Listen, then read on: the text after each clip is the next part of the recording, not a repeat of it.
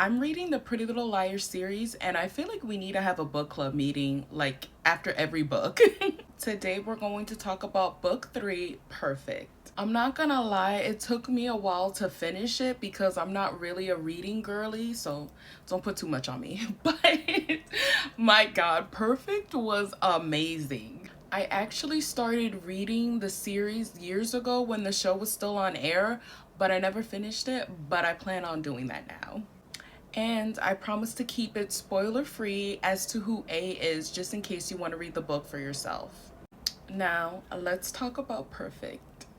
A was out of control with their torturing skills in this book.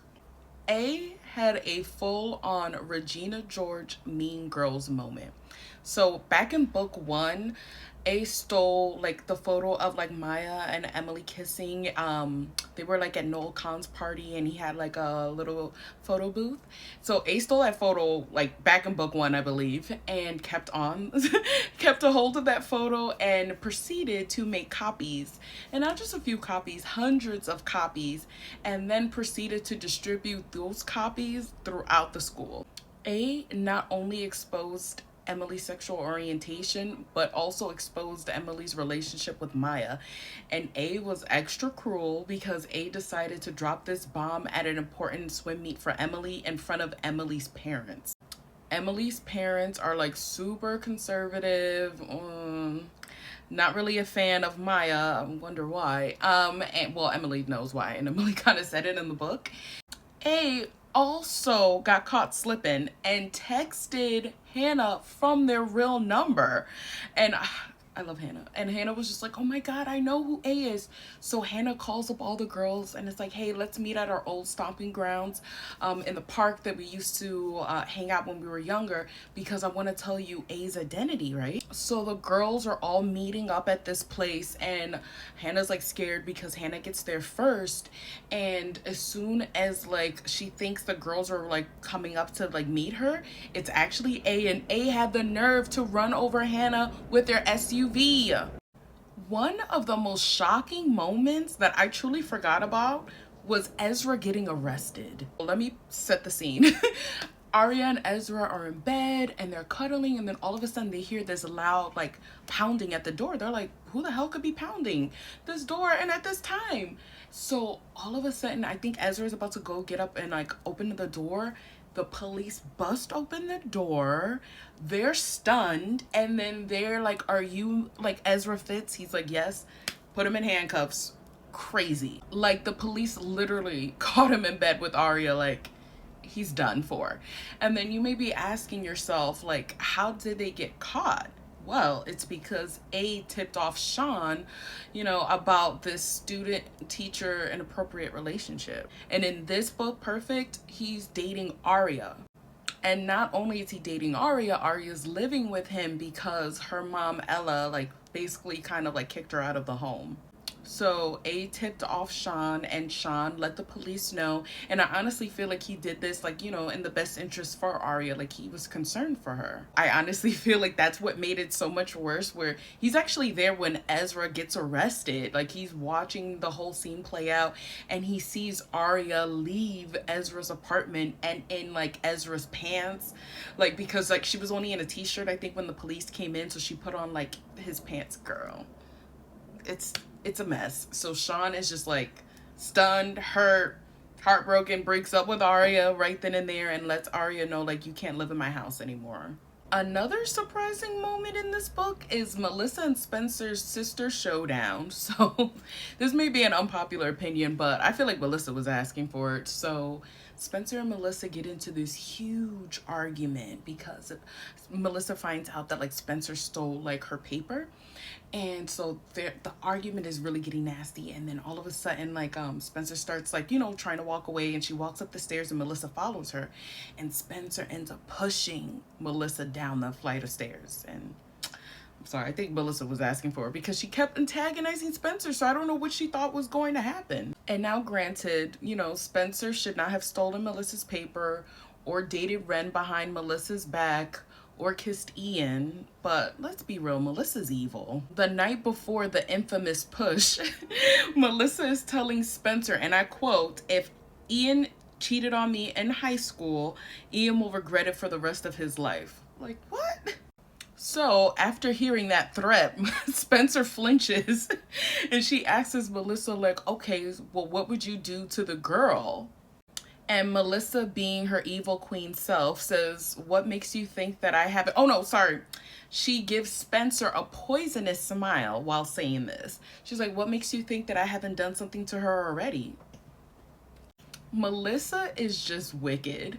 But I'm also thinking, like, how was Melissa able to narrow down the girl that Ian cheated with? Because let's be real, Ian is like one of the biggest creeps in Rosewood. He's kissed Spencer and still trying to flirt with her in this book. He's dated Allison. So it's like, who knows how many underage girls that this man has interacted with.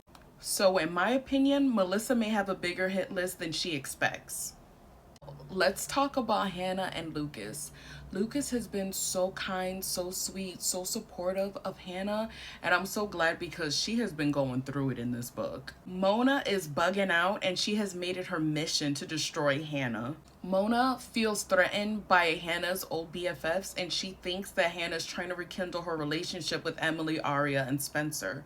And that's actually not the case. But Mona feels abandoned by Hannah and she also feels betrayed. And because of this, she's going out of her way to torture Hannah. Mona constantly tries to humiliate Hannah throughout this book. She toys with her emotions. Mona's just a manipulator and she's very vengeful. And I genuinely feel bad for Hannah because she keeps trying to prove to Mona, like, no, like, I am your friend. I'm a good friend to you. And Mona is just not having it. If anything, Mona consistently keeps proving to Hannah that she is not a friend to her. And in my personal opinion, I don't feel like Mona and Hannah were ever really friends. Mona just assumes the worst of Hannah, even after so many years of their friendship. And my thing is like, can we have like sometimes like get into our own heads and assume the worst? Yeah, but it's like Mona acts upon these assumptions instead of just having a conversation with Hannah and checking in. And not only are you acting upon these like assumptions, but you're trying to actively destroy your BFF and you like with the snap of the finger just discard her. I'm sorry, that's not a friendship. You would not be discarding somebody who you genuinely think is your real friend. No real friend should be trying to humiliate you or trying to discard you. It was painful reading how Hannah kept trying to prove herself to Mona. And I was so glad by the end of the book she stopped trying and she started standing up for herself. And that's what I loved about Lucas, because Lucas was also at the party, saw the whole mess that happened. Please read the book. like that scene was crazy. But that's what I loved about Lucas, where Lucas towards the end of the book tells Hannah like, Mona doesn't deserve you. And I'm like, yes, please somebody finally tell Hannah this, and Hannah, please absorb this information. Also, I loved Hannah and Lucas's date, like the one that happened in the morning with the hot air balloon. I was like, this is so cute. Even though Hannah kept brushing Lucas off like several times throughout this book, I'm glad that she gave him a chance because he really cares about her and he was showing up for her. So I'm glad that she finally like opened up to him. The parents, all of these parents are out of control in this book. Let's first start off with Aria's mom, Ella. Ella kicks Aria out of the house. I get Ella feeling betrayed by Aria because Aria didn't tell her about the affair that her dad was having. But at the end of the day, if you're gonna kick anybody out, you need to kick your husband out, because that's the person who really betrayed you.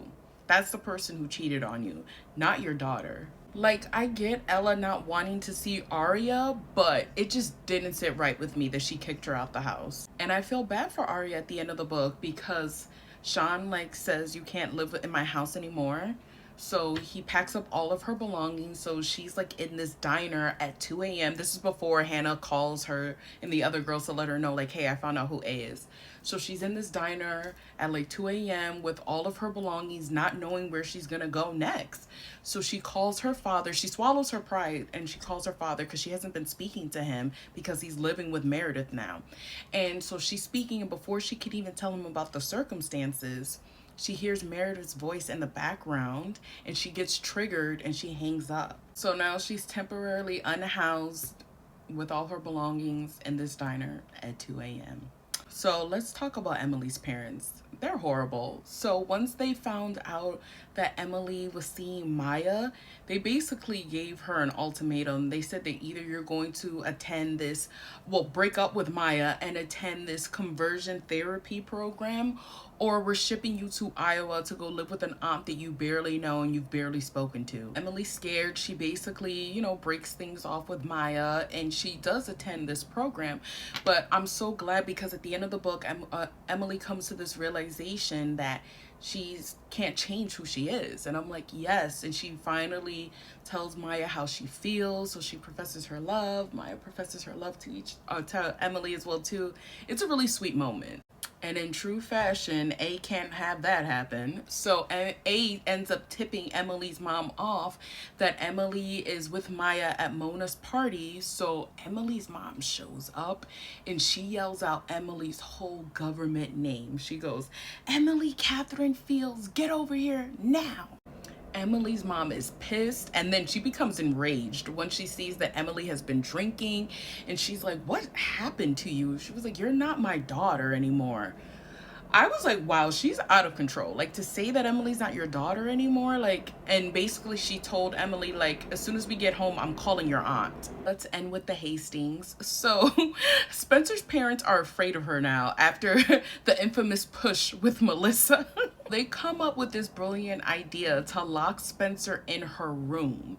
And I'm like, if you guys are that afraid of Spencer that she's going to have another unhinged moment, then why don't you actually get her some help instead of locking her in her room? I forgot what Miss Marin, aka Hannah's mom, did in this book, but let's just say she's out of control because she's still dating Detective Wilden. Like, girl, stop taking him serious and just break up with him already. I'm looking forward to the next book, Unbelievable, because I know A gets revealed. I'm so excited. But also, I want to know, who's the Rosewood Stalker? I think I kind of remember, but not really. I actually thought that this was going to be revealed in this book, so I'm actually really curious. So anyways, until next time, take care. Bye.